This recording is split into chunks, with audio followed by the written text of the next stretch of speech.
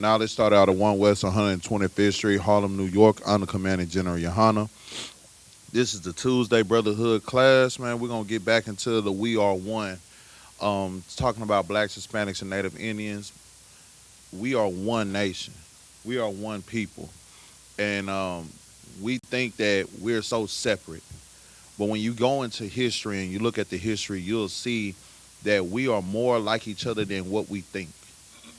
We went through the same struggles, just in different time frames and time periods. We've had the same things happen to us, and we have always had one common enemy. And that one common enemy ain't one another. The one common enemy is the oppressor, is his society, is his women, children, and definitely the men. So today we're going to talk about some of the black towns that have been destroyed. So we went into the things that happened with the native Indians. We went into things that happened with the Hispanic brothers and sisters and the Latino brothers and sisters. But now, you know, we did one part on the massacres that happened to blacks. But you know what?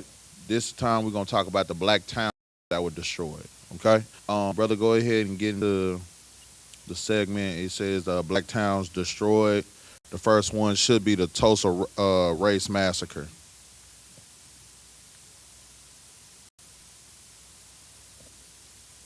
Yeah, you gotta scroll down a little bit right after the Seneca village. Go ahead. This is Black Towns Destroyed. The Tulsa Race Massacre, a.k.a. Black Wall Street. The Tulsa Race Massacre was a violent white supremacist attack on the black community of Greenwood and Tulsa, Oklahoma, from May 31st to June 1st. In 1921, it devastated one of the nation's most prosperous African-American neighborhoods, known as Black Wall Street, and remains among the deadliest episodes of racial violence in U.S. history. Keep going. It said structures that were destroyed. How many buildings and homes were destroyed in the Tulsa Race Massacre? Structures destroyed, approximately 1,200 homes, 32 blocks burned, 35 blocks burned, displaced residents, approximately 10,000. See, in the Bible, it tells you to never trust your enemy, right?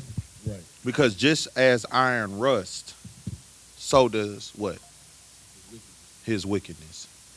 See, iron rusting don't just happen quickly.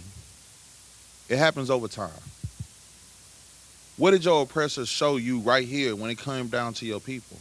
In the Tulsa Race Massacre, they saw that, you know what? You black people, y'all got one of the most prominent places. Y'all had homes, y'all had banks, y'all had y'all own. You know, they always wanted to be segregated from us. But then once we started striving and thriving in a area, that was us. Just for our people, what did they have to come do? They had to come destroy it. They had to come take it. Because your enemy cannot see you thriving ever.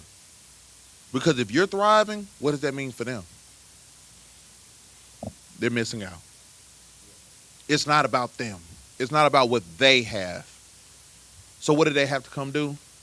Steal, kill, and destroy. You had something, brother? Come, sir. They tell us to pull ourselves up by the bootstrap. But when we up, what do they have to do? They kick us back down every time. Because they want us dependent on them.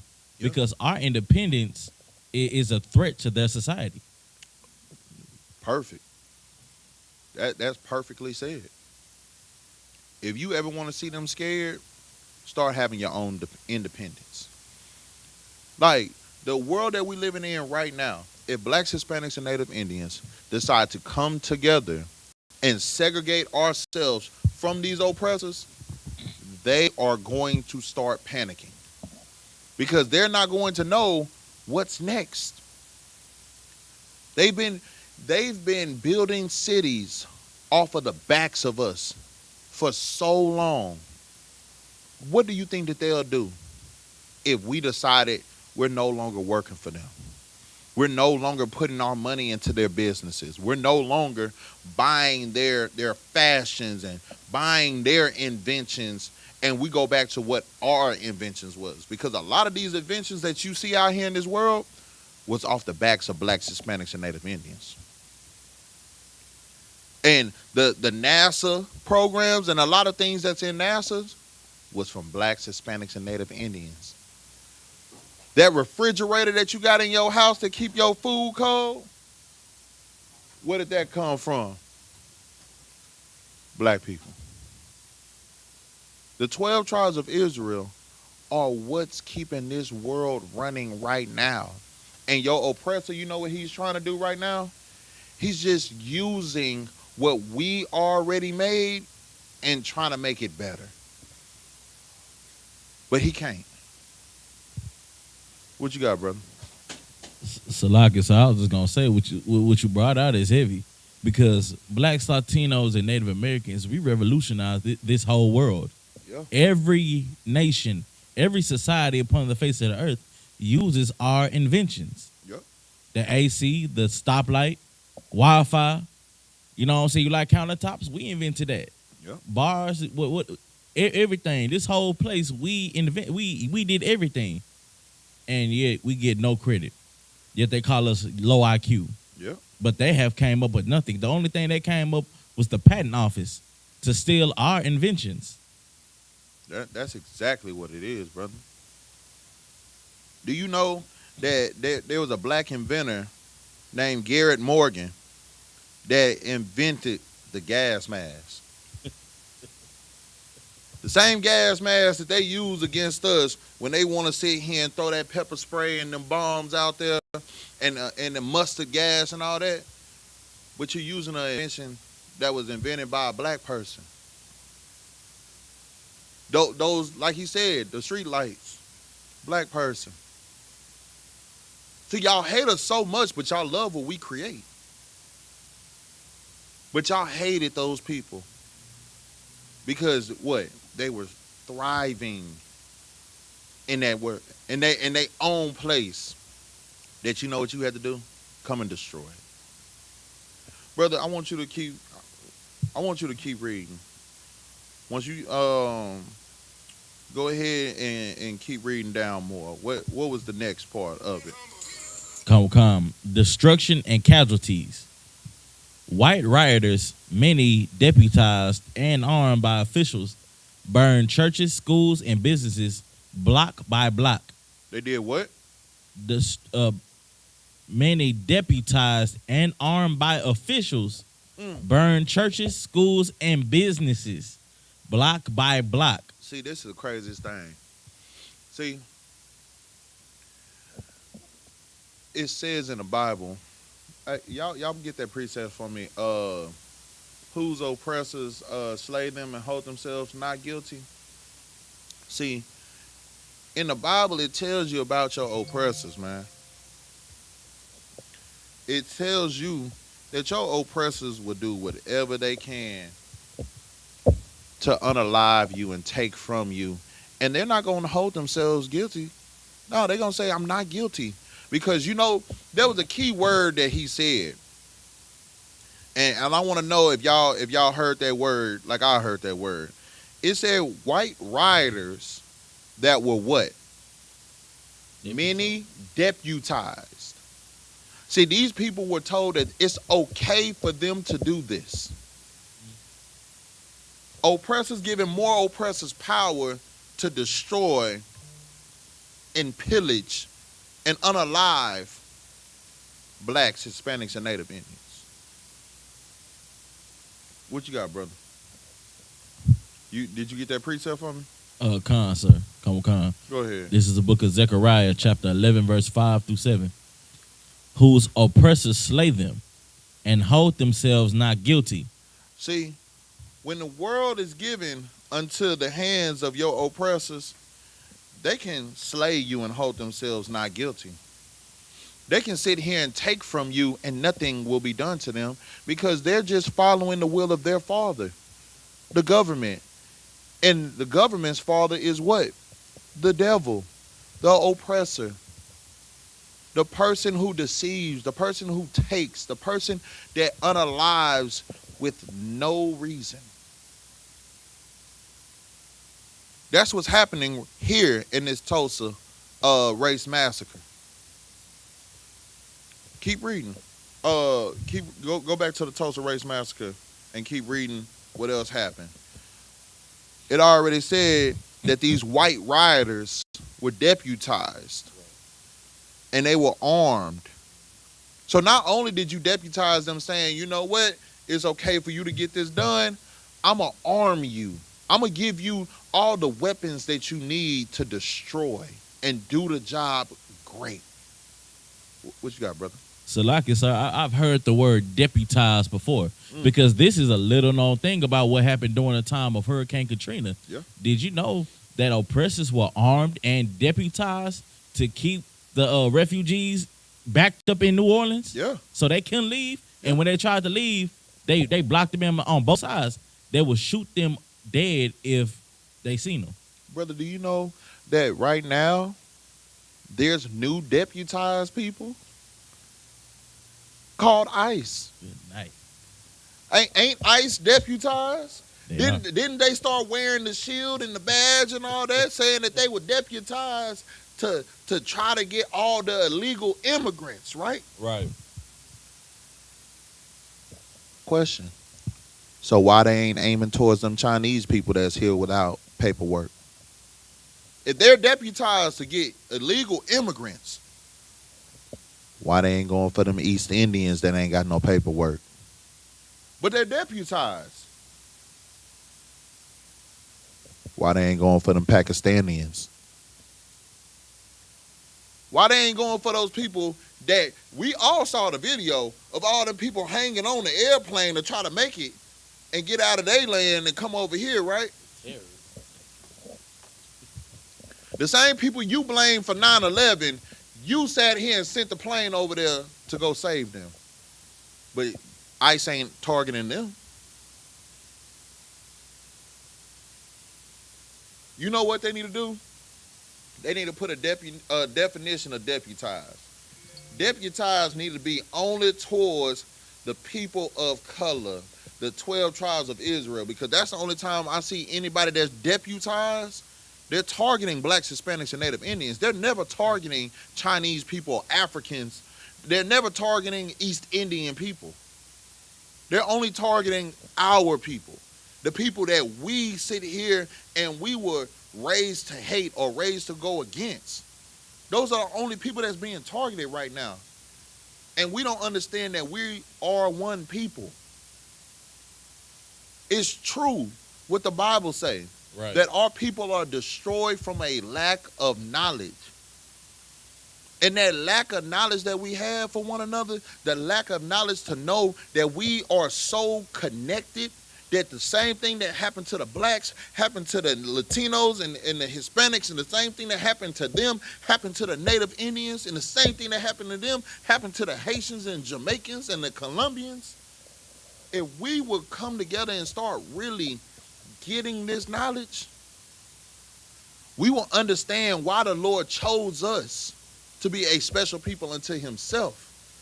And we will start seeing the curses that we are living because we are not following his laws, statutes, and commandments. His laws, statutes, and commandments were given unto us for wisdom.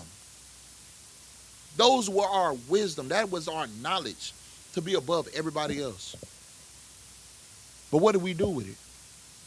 When we had the opportunity to hold on near and dear to it, what did we decide to do? Serve other gods, wood and stone that we never knew before. Because we started following these heathen nations, and these heathen nations knew as soon as we started following them, they got us. We no longer are protected by our God and our Father because we are not doing what he said do. And that's what we have to change. Our brothers is being massacred. They're being unalived at a mass rate. They're being locked in cages. And then you're looking at it in Black Wall Street. Black Wall Street was bombed and rioters was armed, unaliving black women, black men, black children. For what? Because they had their own place where they wanted to love on one another and be segregated the way that y'all wanted us to be segregated at first. Until y'all saw us thriving. Go ahead, you Grum. Keep reading. Come. White rioters, many deputized and armed by officials, burned churches, schools, and businesses block by block. Airplanes were reported flying low and dropping incendiaries. National Guard units imposed martial law by June 1st, detaining over 6,000 black residents in makeshift camps. The American Red Cross provided emergency relief as the city and the state offered no aid to rebuild. Do y'all understand what that just said? Do y'all understand what they decided to do to our black brothers and sisters and the children? Innocent people living in their own place, their own town, their own city, just having fun, thriving, were bombed. They said that they saw airplanes flying what? Flying low, dropping incendiary. You know what that is, right? Bombs. And it destroyed what? What all did it destroy? Airplanes were reported flying low and dropping incendiaries. Burned churches, schools, and businesses. Churches, schools, and businesses. We can't have our own businesses. Why? Because when you start a business, who wants to come take it? Shoot, you can't even go pray no more because what your oppressor wants to do what? Brother, the mass shootings that's been in churches, the mass unalivings that's been in churches, brother, it's crazy. But you want to know something? Here in the Israelite School of Universal Practical Knowledge, we ain't got to deal with that. You want to know why? Because before you hit them doors, you get searched. You're not just coming up in here doing whatever you feel like it. See, the Lord is with us. But your oppressor looks for every opportunity. And see, this is why we don't allow them in here. Because you can never trust an oppressor. What you got, brother? Salakin, if I may, one of my partners asked me, why ain't white people allowed in the school? You know what I'm saying? And I had to explain to him, have we not learned from Dylan Storm Roof? How every time we try to join together with these people, they abuse us. Being in America has been nothing but an abusive relationship to blacks, Latinos, and Native Americans. What do you have to do with that? You have to get out of there. Right. That's the problem right here, man. We have to watch out for these type of people. We can't sit here and want to be hand in hand with these people because at the end of the day, though your hand join hand in hand with them, the sins of your oppressor, he still has to deal with the consequences. What you got, bro? Salaki, so young man Mike checked in online, if I could. Go ahead. He said the Texas Rangers, which share the same name as the baseball organization, were created to terrorize black, Hispanic, and Native American in the region. Brother, I appreciate that, brother, because that's what we've been talking about. Every time that we done sat here and brought up the different things that happened to the Hispanics, the Native Indians, it talked about the Texas Rangers. It talked about them. But see, we talking about not only the Texas Rangers, we're talking about just people that wasn't even, like, just talk about like Jimmy that's just coming off the street. Jimmy that was coming off the street because he hated you, got deputized and armed. This is what we're dealing with. You don't understand that your oppressors gang up on you because they see that, oh, we have one common enemy, the blacks, Hispanics, and Native Indians. So if you hate blacks, Hispanics, and Native Indians like I hate blacks, Hispanics, and Native Indians, you can get deputized. That's how your oppressor sees it. If you go against your own, the oppressor would deputize you. I'm surprised that the Hispanic sister that went on social media and said what she said, I'm surprised that sister ain't a part of ICE now. I'm surprised that they ain't deputized her and put her with ICE. I told you, I already know what you about to say. Go ahead. Go ahead, bro. Didn't they just find her drunk? Mm-hmm. Yeah, so that wasn't nothing but the Lord. Hey, brother, you know you gotta watch what you say, and watch how you treat the 12 tribes of Israel, because the Lord is still with us, and the Lord still protects us, but He wants us to come back and follow His laws, statutes, and commandments. Is that it on that, you're growing? Concert for that part. Go to the cover up. Come. Right. Cover up and rediscovery. Mm-hmm. Officials suppressed records, and the massacre faded from public history for decades. It did what? And the massacre faded from public history for decades. Because your oppressors decide to suppress the records. Ain't that what's happening right now? Didn't Donald Trump decide that he was going to suppress some of the records and take some of the medals and awards that was given to black soldiers? Didn't Donald Trump decide that he wanted to do those? Did he want to do that? You see, the Bible says there ain't nothing new under the sun. The wickedness of your oppressor is showing itself again. It happened back then, and it's happening right now. So go ahead and keep reading. So they suppressed the records, and they also did what? The massacre faded from public history for decades. Documents and newspaper reports vanished, and insurance claims by black victims were denied. Understand this. Ain't that the same thing that happens right now? Do you know how many people from Katrina didn't never get the money that they were supposed to get? Do you know how many people that houses have flooded through these different hurricanes that we done had over the years? You know how many people were denied? But the people that were in the higher places ended up getting their money? Them insurance claims got pushed through pretty quickly.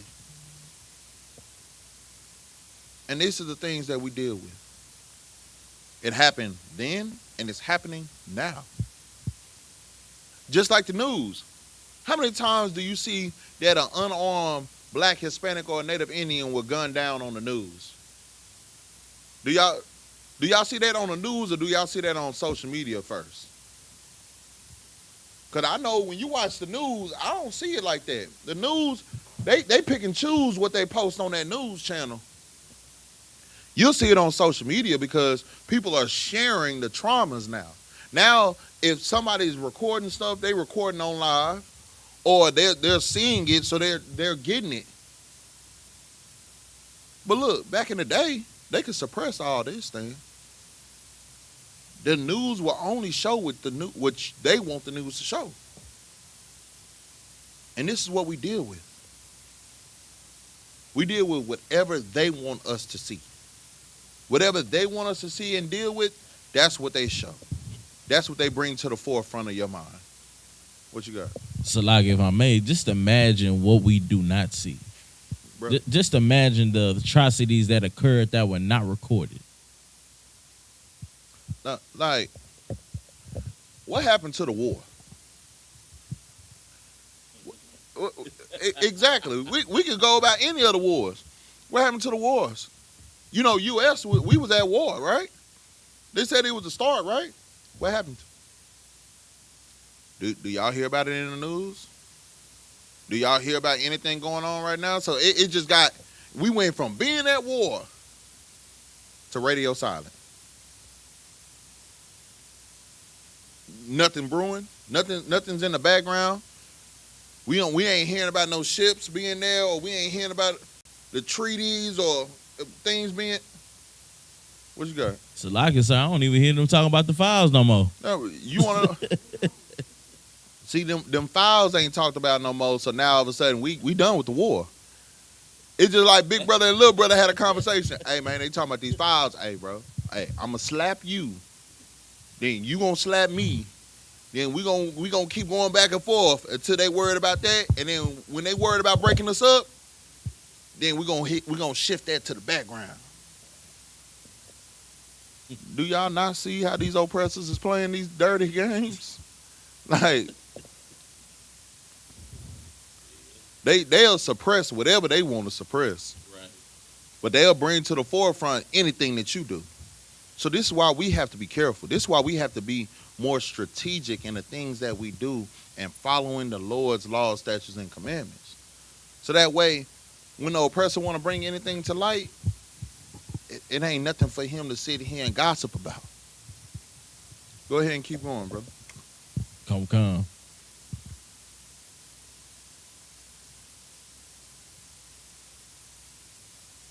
Study did not begin until the 1990s, culminating in the 2000 State Commission report. That Hold on. I want you to understand what you just said. Serious studies did not begin until the 1990s. Like, this was done in 1921, and studies were not even started until what? 60 years later. Right. You don't see the problem with that?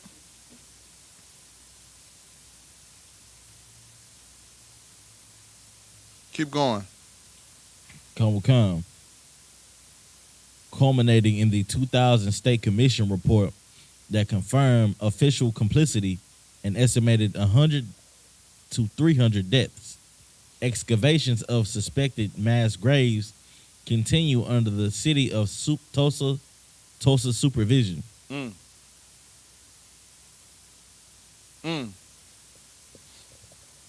All these things that just happened to these people, and you telling me the studies wasn't even starting to be seriously done until what, 60 years later? And not only that, it said what? It says accumulating in the 2001 State Commission report that confirmed official complicity and estimates into 100 to 300 deaths. But then, if you looked up, it said the displaced residents was up to 10,000. What you got? So, like, if I may just add on to what you're saying, they are still finding bodies till this day. To this day. Deontay Wilder status. To this day. They still finding bodies. All these people were buried under the rubble. All these people were buried under things. And then you're telling us, oh, forget about it. Pull yourself up by the bootstraps. It was just a little massacre. Forget about it. But 9/11, do you forget about 9/11? Do you forget? Do you forget, brother? Do you forget? Never forget. You never forget. Blacks, Hispanics, and Indians, never forget the atrocities that your oppressor has done against you. Right. Never forget the trauma and the hurt and the pain and the agony of your people that were destroyed by these oppressors. See, you forgetting these things is the reason why your oppressor can give you drugs. Is the reason why your oppressors can tell you to love them and you actually do it. You forgetting these things is the reason why we are still in hell. We know hell is a condition. But we're still in a lower state because we are trusting people that never deserved our trust. These same people that unalived your ancestors to the point where you still are finding bodies and bones. If they go back to that, I'm telling you, if they go back to that land and actually dig deep and try to dig it up, you know what they'll find? They'll find over 300 people that's down there. You know, they want to estimate between 100 and 300. Nah. Go really go see. And don't try to suppress the count that you find. Is that it on that, brother? Come, sir. Let's go to the next one. That's just one of the many cities that was destroyed.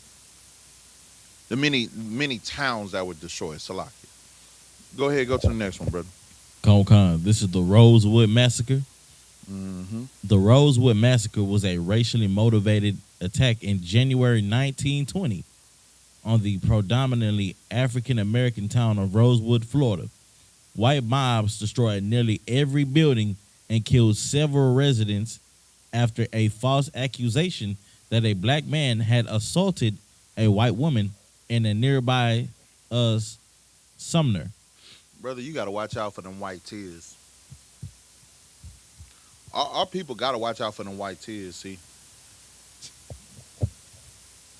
You saying that a massacre occurred because a woman falsely accused someone of doing something.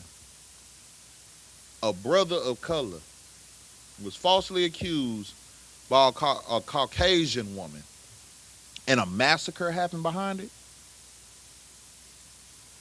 You see what these white tears will do? But they don't care about our tears. They don't care about our people, because at the end of the day, it's about them. So the Rosewood Massacre started behind an accusation. What you got? If I may add, this is also in the 1920s. 2 years after what happened in Tulsa. Yeah.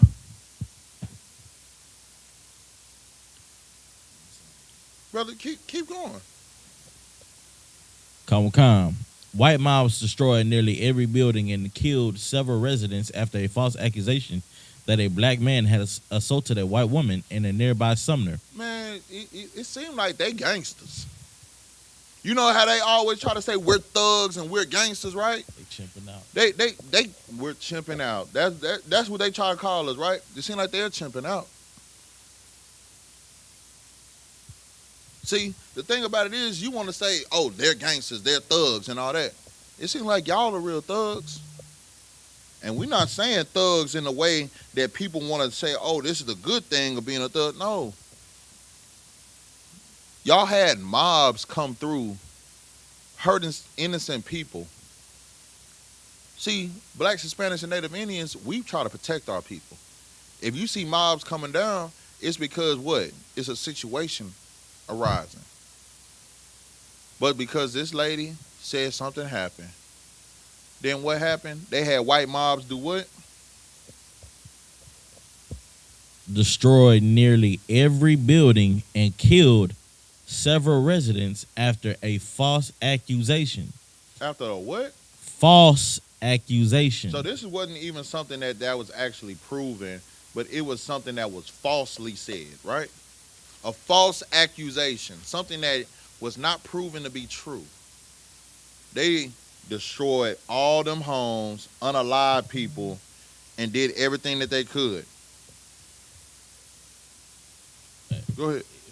Go ahead. If you know anything about Rosewood, Rosewood was a successful black city. It was a what? Successful black city. With flourishing businesses. Brother. We loved each other and low violence. Brother, see, that's the thing that a lot of people don't understand. When it comes down to it, all these things are happening to thriving towns and cities. You don't see the play? Everywhere that blacks, Hispanics, and Native Indians were thriving in. See, these were the places that they had to come and do their thing at. That's where just so happened these are the places that had to be destroyed. Right? What you got? Go ahead, you girl. Keep reading. Okay. The event erased the town and remained largely hidden from U.S. history for decades. Keep going. The 1923 violence. Mm-hmm. The crisis began January 1st when Fannie Taylor of Sumner claimed an unnamed black man had assaulted her without evidence. Mobs. That a what? A unnamed black man had assaulted her. Okay. And you know what? See, a lot of times we don't call out the people for their crimes. What was that lady name again? Fannie Taylor. See, the ancestors and the people that is associated with that lady, it's your fault. We should not want to deal with nobody like that. She sat here and lied on a black man and caused a whole massacre. Why wasn't she put in jail? Why wasn't she unalived like our people were unalived? Why did nothing happen? Because it goes right back to the scripture. Whose oppressors slay them and hold themselves not guilty. That oppressor sat here and caused a massacre. And you know what? She was held not guilty. Keep going. Come. Without evidence, mobs, some drawn from a KKK rally. From a what rally? From a KKK rally. Mm-hmm. Blamed and recently escaped black blame a recently escaped black prisoner and search Rosewood. Without evidence. Without evidence. Without evidence. They just blamed the black prisoner that got out. They just blamed. They didn't even know if the dude actually did it or not. They said it was an unnamed black man. And they found out that they escaped prison. So it had to be him. So what did they do? The white mobs from the KKK rally. What did they do? Go ahead, read. Blamed a recently escaped black prisoner and searched Rosewood. Keep going. Over the next week, white vigilantes lynched residents Sam Carter and members of the Carrier family, burned homes, and shot people fleeing the fires. So you telling me you don't know who you looking for. So you know what you decide to do? Go into people's homes, drag them out, lynch them, set a blaze of fire to their home, and when they're running, trying to get to safety, oh, you shooting them down. And they call us thugs? They call us hooligans? They're the real hooligans. They're the real thugs. They're sitting here unaliving our people based off of an accusation with no evidence. Keep reading. Come. By January 7th, the town was razed. Its black population dispersed forever. Brother, understand. It said it was raised. See, it wasn't raised up. It wasn't raised up to be better. No, this word, the definition of that word raised means to be hewed down, to be destroyed. All because somebody lied. We don't see a problem with that. But you want to be hand in hand with these people. You want to live in their society. You want to be just like them. Why? You don't think that this is the same thing that could happen right now? You don't think somebody else could lie and say that something happened and we deal with another Rosewood massacre? Go ahead. So like you said, they do lie. I mean, you see what happened with that brother that played, what's his name, in Marvel. What's that brother name? Jonathan Majors. Yeah. He's a prime example. She lied on him, chased him down the block. He ran from her, and yet was still found guilty. Brother, one of these days, our people are going to sit here and see this. And we're going to see what it is. And we're going to stop loving the oppressor and really love ourselves enough to, what? Depart away from them. See, we have been so trained and conditioned to love these people to the point where they can do no wrong against us and we turn our backs on them. They can't do no wrong. In the society, in the world that we live in, we've been trained by these churches to love our oppressors to the point of death. What you got? If I may, this is the book of 2 Thessalonians chapter 2 verse 3. Let no man deceive you by any means. Yep. For that day shall not come except there come a falling away first, and that men of sin be revealed, the son of perdition. Brother, do you not understand that they are showing themselves? It's being revealed. See, but you know what? Our people don't see it as it being revealed. They don't see the falling away. They don't see none of those things that the Bible is talking about. It said, be not deceived. What? What else did it say, you grown? It said, be not deceived.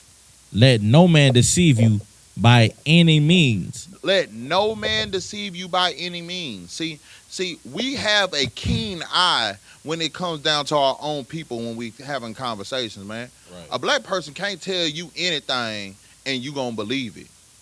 But you so let that oppressor tell you anything and you just cleave on to it. Right. The Bible told you, be not deceived. But you know what you do every single time that you love and cleave onto your oppressor? You're being deceived. Oh, but there's some good white people out here. There's some good oppressors. No, do you understand? They're oppressors. Oh, there's some good Chinese people out here. No. Let Kim Jong-un and all them and Sung Hong and all them, let them get mad at one of your women up in that beauty supply, taking too long to look at her hair that she want to get from the beauty supply and watch them and how they act towards her. Let you be on the phone too loud at a nail salon and watch all of a sudden how that little Asian or Vietnamese lady cut into your cuticle a little too hard.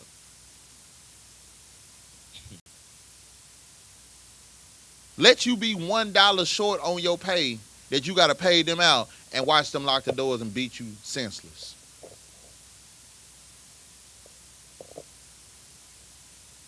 We got to understand this. The Lord is showing you who the oppressor really is. Back then, and he's giving you the knowledge right now. You got to decide to listen to the Lord. Let's go on to the next one.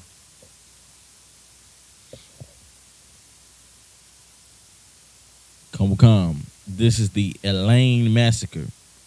The Elaine Massacre was a racially motivated mass killing that took place from September 30th to October 7th, 1919, around in Elaine, Arkansas. It was one of the deadliest incidents of racial violence in U.S. history, with estimates of black deaths ranging from 100 to more than 500. The attack reflected deep racial and economic tensions in the Jim Crow Delta and led to a landmark U.S. Supreme Court ruling on due process. Keep going. The violence. What was the violence like? The violence. Over the following week, white mobs and about 500 U.S. soldiers dispatched by Governor Charles Braw swept the country. They hunted black residents in fields, homes, and swamps, indiscriminately killing men, women, and children, while only a handful of white men died. Hundreds of African Americans were murdered or jailed. Approximately 122 people were indicted. 12 were swiftly sentenced to death. So in the Lane massacre, again, it was a racially motivated. It was racially motivated. A racially motivated attack against blacks. They went so deep into it that they went to the swamps to try to find you. They said we gotta find these Negroes any way, shape, form, or fashion. Go to their homes, go to their churches, go to the businesses, go to the swamps. Brother, didn't they say that though that they were cunning hunters, the oppressor? Right, sir. They gonna find a way to get you. But we don't understand that who we dealing with and the things that they are trying to do against us. This massacre that happened right here, it wasn't because of anything that really caused for it. It was just a racially motivated man hunt, woman hunt.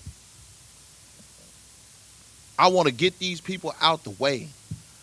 I want to cut down their lineage and their bloodlines for nothing at all. What if we were like them?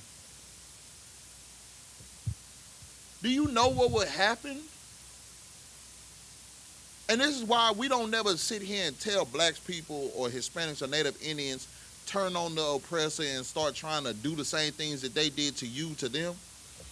Because you know what would happen if we were trying to do that? They would call the National Guard. They called the National Guard on us in Houston just because we had a George Floyd march for George Floyd. They had the National Guard down here, all with riot gear, waiting for something to happen. Just think if we were just, what if the blacks, Hispanics, and Native Indians were deputized to go after the oppressor?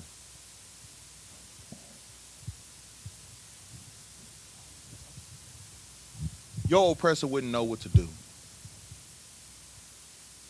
They will call us. See, this is one thing that I always ask blacks, Hispanics, and Native Indians that sit here and tell me that nobody is, like, everybody's not bad. Everybody's not. Okay, I have a question. If you asked a white person, a Caucasian person, if these things happened to them and their ancestors, would you still trust these people that did these crimes against your people? When I've asked, it was no. I wouldn't be, what? Why would I talk to them knowing what they did to my people? So you telling me an oppressor has more sense than blacks, Hispanics, and Native Indians? I think not. But they care about their people more than we care about ours. And that's the problem. We don't care about our people enough to sit here and be like, you know what? The hell we're trying to be with them. Because at the end of the day, what they did to our people will never be forgotten. Right. What they did to our people, there's not enough sorries and reparations to cover the things that y'all did to our people. Brother, ain't enough boot kisses in the world. I don't care if we get 25 boot kisses in one day. It's still not enough, brother, Right. to cover all the lynchings and unalivings that y'all did. Of course they still doing this shit. You want to know why? because they hold themselves not guilty to the crimes that they commit against blacks, Hispanics, and Native Indians. They can lynch our people. They can hurt our people. They can wrongfully arrest our people, and nothing is done to them because the government is backing them. It happened then, and it's happening now. When are you going to see the play, blacks, Hispanics, and Native Indians? When are we going to say enough is enough? You know what? We can go back to segregation. We can separate ourselves from them. We can build our own cities, build our own towns. You can build a wall. You can do whatever you need to do, but we don't have to give our money to them. What you have, brother? Salaka, sir. This is a slight sidebar, but I can't stand the fact that through everything you bringing out now, knowing this all happened to us, a black man would still lay down with a white woman. Brother, you know, I didn't even want to think about that part. You want to know why? I seen on social media, and this is probably the thing that's gonna hurt me the most. This is gonna cut me the most right now. All right, there was a brother in Austin, Texas. You know that's my city, right? All right, this brother was with a Caucasian lady, right? And they were walking down 6th Street. Somebody pulled the brother over and be like, "Man, hey brother, how you gonna be that? How you gonna go against your race like that? What if her ancestors enslaved your ancestors?" And you know what the brother had the nerve to say? "That ain't got nothing to do with me. That's what happened back then. I don't care." So brother, you gonna still sit here and lay with this devil? He was like, "Shoot, is what it is." And then they panned over to her face, and she was like,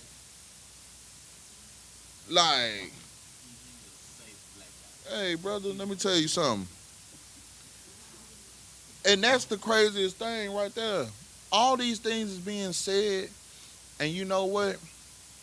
On social media, the people that's going to watch this class, there's going to be some people that agree with it, and there's going to be some people that tell us that we're crazy for even talking about it. There's going to be some people that's going to tell us, "Why don't you let this go? Why are we still talking about this? It was just so long ago." But see, the thing about it is, do y'all ever let go of the Holocaust? Do y'all let go of that? 9/11 was how long ago? Do y'all let go of 9/11? Oh, they still got a Memorial Day. Didn't they just celebrate that yesterday? That's what I'm saying. Go ahead, brother. So, like, if I may, I mean, if that's the case, so what your son died in Afghanistan? So what your son died in Iraq? Yeah. It happened 20 years ago. Get over it. Yeah. Pull yourself up out of bootstraps. That's what they need to do. That's what needs to happen. The same way blacks and Hispanics and Native Indians need to pull ourselves up out of bootstraps. All these Caucasian tears and all these holidays that's given and all these memorials and all this, pull yourself up out of bootstraps. Stop crying about these things. Stop having people blow the horn. No. Pull yourself up out of bootstraps. Act like it never happened. Like the same way you want us to act like none of this ever happened. Act like, you know what? You want to know what the craziest thing is? I wish that some of the things that happened to our ancestors happened to them. I want to know how they would feel if one of their ancestors were hung and lynched over a pit of wood that was stacked up like a teepee and set ablaze, and as everybody else watched him be set on fire as he's screaming, "No, no!" And you hear his skin popping like fireworks. Because that's what happened to our people. What would you do if it happened to yours? That's why I want to know for the Caucasian, for our oppressor, for the people that tell us to pull ourselves up by the bootstraps and forget about what happened through slavery because it happened so long ago. What if that happened to your people? What if your people were unalive for selling loose cigarettes? What if your people were unalive for having an iced tea and some Skittles? What if your people were unalive because you had a boiling pan of hot water on the stove, and because it dropped and because you were moving too quickly, somebody popped you dead in your head, and now you sitting here gone? What if that happened to your family and somebody told you to pull yourself up by the bootstraps and keep going? How would you feel? This is why our oppressor could never tell me how to feel. He could never tell me how to move forward. His sorries and his apologies don't matter. It ain't enough of them. Because at the end of the day, it's just words. We're seeing your actions right here. Through all these massacres, we're seeing your actions, and your words are saying sorry, but your body language, your actions is showing that you just don't give a damn.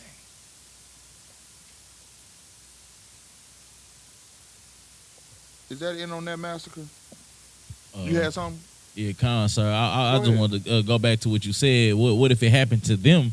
I mean, they couldn't handle it. You know what I'm saying? They can't go through the same pressure we go through. They fold under the pressure of and not being able to pay the light bill.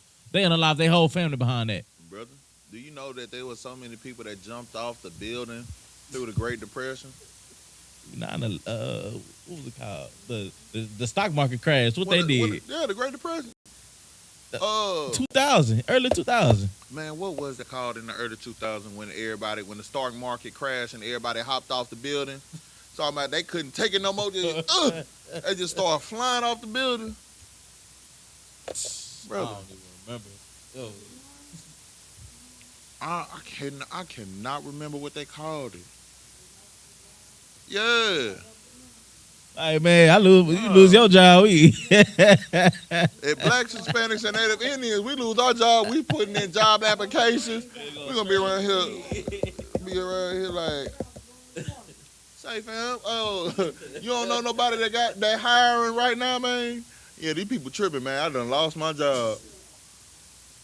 And you don't see us going around here hopping off a building. Bro. That's what I'm saying. The oppressor, see, they can dish it out, but they can't take it. Look, man, you know it, brother. Man, we need a lot of them to be like Trevor off of Fresh Prince of Bel-Air. Man, Salakia. Salakia. Hey, brother. But this is the thing, man. As a people, we gotta have to change. We gotta choose us over everybody else, man. Right. We gotta love one another enough to say, you know what? I'm here for my black, Hispanic, and Native Indians. That's right. They're my brothers. They're my sisters. They're my kinsmen according to the flesh. Right. And when they say, who are Israelites? See, those Israelites, y'all have to learn how to love. We have to learn how to love one another better than what we're doing right now. The oppressor loves other oppressors more than they care about us. And they're showing it. That's why they're thriving right now. They're thriving because they know who to hate and who to love. We're at the bottom because we don't know who to hate and who to love. We are being destroyed because we have a lack of knowledge when it comes down to dealing with these people. And we need a change. Let's go on to the next one, brother.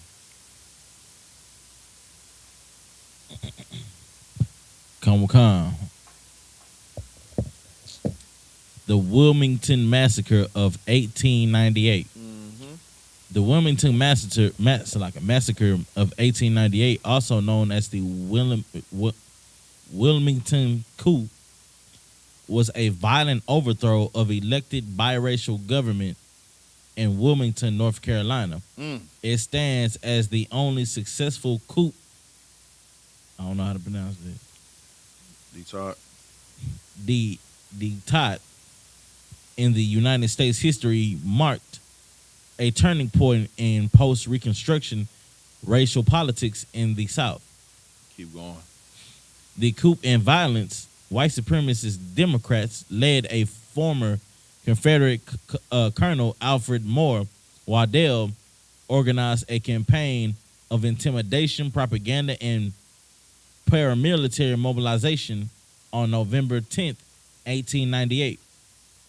Armed white mobs attacked black neighborhoods, burned the Daily Record of a black-owned newspaper edited by Alexander Manley, and killed scores of African Americans. They forced elected officials to resign at gunpoint and installed Waddell as mayor. See, this is the craziest thing, right? They tell us to go out and vote. They tell us, oh, you know what? Y'all could be politicians. But when they had one, they had a whole massacre behind it. That Wilmington massacre was because they had a black politician in office. And you know what they wanted? They wanted him out of office. So you know what they decided to do? I'm going to unalive people. I'm going to burn down houses.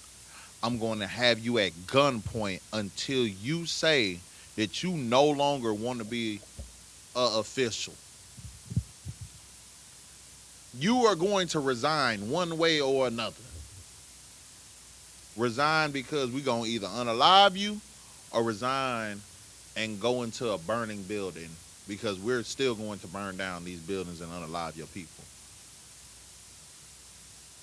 Do you see how dirty they play?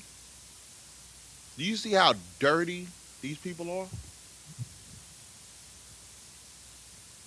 You don't think these oppressors have tricks up their sleeves to further hurt blacks, Hispanics, and Native Indians?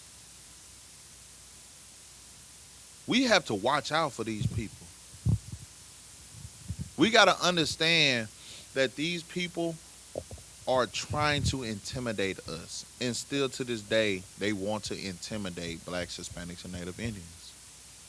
This is why we have to come back to following these laws, statutes, and commandments. Right. It's so important, man.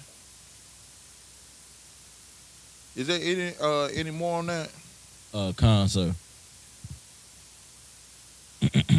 Political impact. The coup dismantled Wilmington's multiracial government and ushered in an era of Jim Crow disenfranchisement across North Carolina.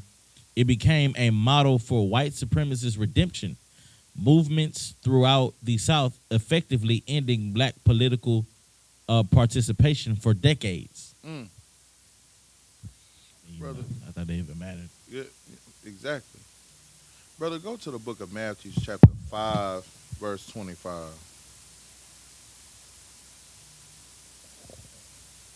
Wait, hold on. Let me see. No. I didn't want that one. Let me see.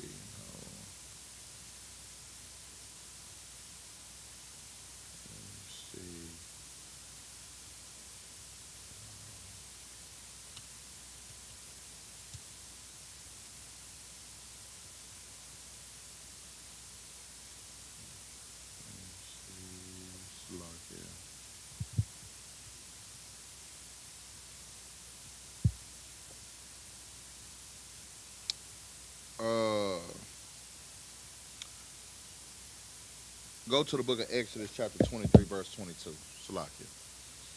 That's the one I was looking for.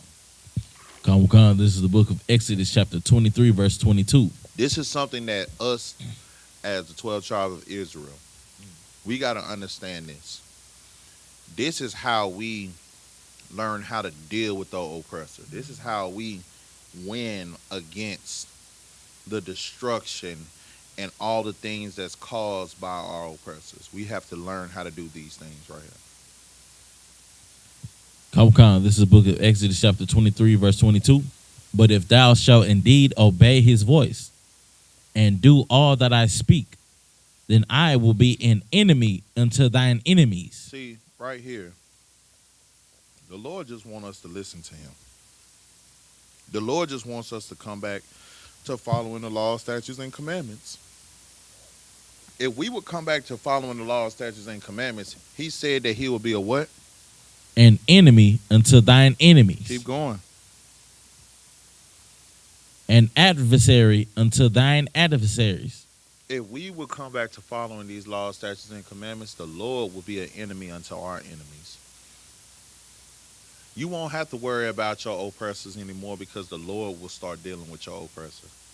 You don't have to worry about people taking advantage of you because the Lord will be your protection and your guidance, and he will put you in a place where you are very secure. It said that it'll be your enemy unto your enemies. He will become your strength, your guidance, and your protection. But it says for you to first do what? If thou shalt indeed obey his voice. You have to obey the Lord. You can't sit here and be prideful. You can't sit here and feel like you can do whatever you feel like.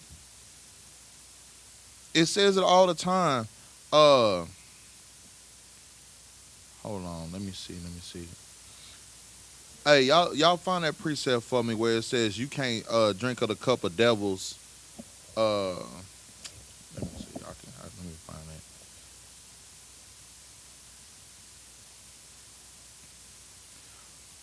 that. Go to 1 Corinthians 10 and 21. 1 Corinthians chapter 10, verse 21. Go there for me real quick. Come. This is the book of 1 Corinthians chapter 10, verse 21. Mm-hmm. Ye cannot drink the cup of the Lord and the cup of devils. You can't do what? Ye cannot drink the cup of the Lord and the cup of devils. Understand this, man. Blacks, Hispanics, and Native Indians, we have to choose. We have to choose who we are going to serve because you can't serve two masters. It says that in the Bible, you're going to love one and hate the other. But in this scripture, it's telling you, you cannot drink of the cup of the Lord and the cup of the devil. See, you got to watch what you sit here and put yourself into. See, back in the day, they had massacres and they had racial attacks against our ancestors. But right now, you know what they are doing? They're attacking us through music. They're attacking us through social media. They're attacking us through the school system. They're attacking us through prison systems. They're attacking us in so many different ways that it's no longer the blatant way that they were doing against our ancestors. You got to be careful because these drugs that they have and that's hidden behind these parties that they're throwing, you got to understand that these things, if you're not careful, will have you drinking from the cup of devils. And it just said, ye cannot drink of the cup of the Lord and devils. What else did it say after that? Ye cannot be partakers of the Lord's table and of the table of devils. Understand this. Go to 1 John chapter 2, verse 15.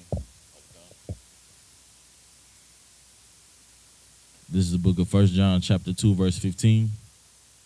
Love not the world, neither the things that are in the world. Understand this, man. See, that cup that you're drinking from is the cup of this world when you're drinking of the cup from the devil. The world just seems so enticing. The things that are in this world just seems so good. It seems like, oh, that's the way to go. But your God Told you, love not the world, neither the things that are in the world. What else did he say?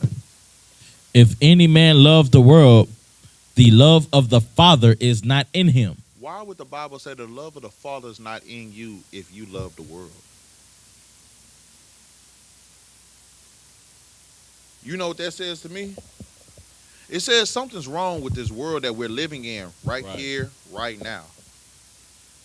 And I can show you in the Bible when it says it. You want to know why?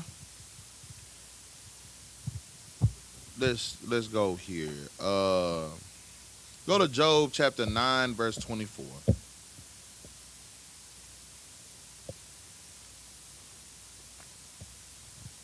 This is the book of Job, chapter 9, verse 24. If I be wicked when thy labor. The book of Job, chapter 9, verse 24. Also, like it's 29. Verse 24. The earth is given into the hand of the wicked. The earth is given into who? The hand of the wicked. Keep going. He covered the faces of the judges thereof. If not, where and who is he? Understand this, the earth.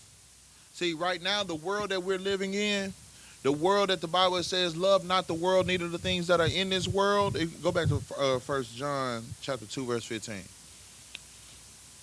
It's saying that the earth is given into the hands of the wicked. This is the book of 1 John chapter 2, verse 15. Love not the world. The Most High God doesn't want us to love the world because the earth is given unto the hands of the wicked because we did not follow the laws, statutes, and commandments. Right. So this world that you are sitting here loving is not of the Lord. It is of a wicked bastard. So love not the world, neither the things that are in the world. Keep going. If any man love the world, the love of the Father is not in him. If you are choosing the things that are of this world, then you're not choosing your Father.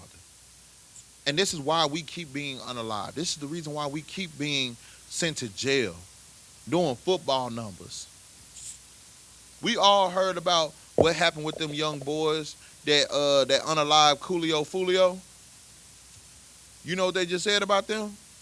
They all caught life without parole. Yeah. Sweat equity. You know what that means? They are going back to slavery.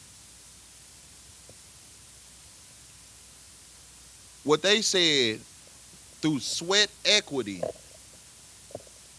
You did y'all not hear what they said? He said, do you think that the state can get back what they need from these guys? And he said, yeah, we can get a lot of sweat equity from them. So they saying, in other words, they're going to work them until they die because they're going to be in jail for the rest of their life because they were out here loving the world to the point where they wanted to be hop out boys and unalive one of their brothers. Love not the world, neither the things that are in this world. This world has a lot of snares and traps. This world has a lot of things that look good in front of your face, but inwardly, it's nothing but a trap. It's nothing but something that's just going to get you unalive later on, or taken away from your family, having your loved ones cry and want to see you and long for you, but their hands will never be able to touch you. Keep reading. What else does it say? If any man love the world, the love of the Father is not in him. Keep going. Verse 16. For all that is in the world, the lust of the flesh. The lust of what? Of the flesh. See, what's some lustful things that you do with your flesh? Brother, you got any? You can name, can anybody name like 2, maybe 3 things? The lust of your flesh. What's some lustful things through your flesh? Go ahead, brother. Salaki, sir. Unlawful food and unlawful, I'm going to say fornication as well. Okay. Eating pork, crab, shrimp, and lobster. Fornication. These are lustful acts from your flesh. What else? Keep reading. What else is it? Come. And the lust of the eyes, Mm-hmm. and the pride of life. The what? Pride of life. Understand this. You got to watch out for that word. You got to watch out for that pride of life. Because the Bible speaks about pride as well. Hello. Yeah, brother. You know, a lot of people say YOLO until they understand that YOLO is one of the things that'll have you in a very messed up position. Right. Because go to the book of Ecclesiasticus in the Apocrypha chapter 10, verse 12. See, it's about that pride of life, right? Everybody always, you only got one life to live. You're going to live it how you live it to the fullest and all this thing. Love not the world, neither the things that are in the world. Because when you start doing that pride of life and start feeling like you have control instead of you following what your Father has for you, that pride of life becomes your jail sentence. Right. That pride of life becomes your unaliving. Because you know something about that pride, that word pride? Go ahead and read, brother. This is Ecclesiasticus chapter 10, verse 12. Mm-hmm. The beginning of pride is when one departeth from God. The beginning of pride is when one does what? Departeth from God. Keep going. And his heart is turned away from his maker. See, understand this. That pride of life has you departing from your God. The one that sat here and gave you life, you're departing from him. You're turning your back on him. The same person that you're sitting here asking to help make it where you don't be poor. You know, everybody say that prayer, Lord, if you just help me make it through. If you help me see it through, Lord, you know, I'll change my life. See, but that pride you had, that pride showed the Lord that you would depart from him. You would turn your back on him. Because when everything was good based off of your pride, you departed from him. You departed from the Lord.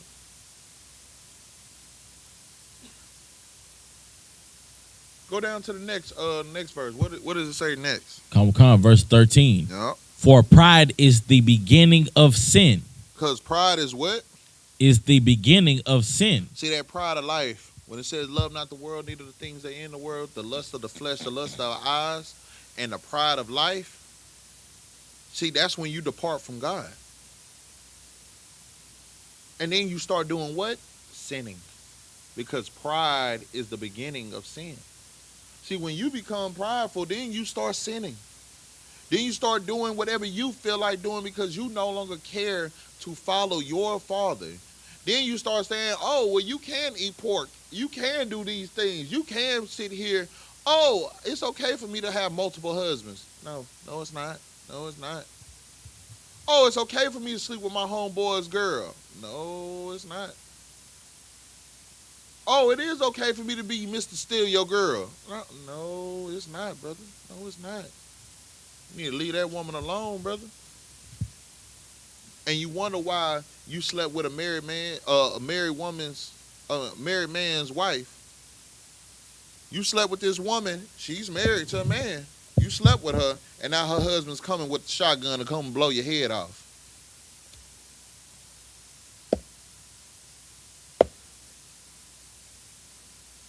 You wonder why it happens like that. You wonder why that married man crashed out behind his wife when you had no business even talking to her or looking at her in a lustful way.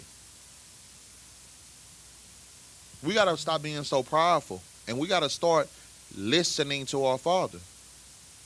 Because the book of Exodus told you, if you were indeed listening to the voice of the Lord thy God, if you would sit here and do what he told you to do, then he'll be an enemy unto your enemy, an adversary unto your adversaries. The Lord cannot sit here and correct the things that need to be corrected in this world if we are too busy loving this world. And with that, we're going to say imagine, which means to stand. We're going to give a courtesy salute to the brothers, then to the sisters. Men of Israel, Amajim Shabbat, Majim, Barak, Yahal Ba Shem Yahweh Brakatah, Yak Matah, Saul, which means to face the sister.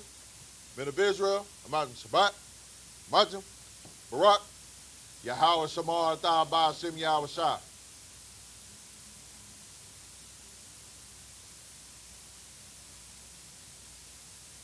Yak Matah, class dismissed.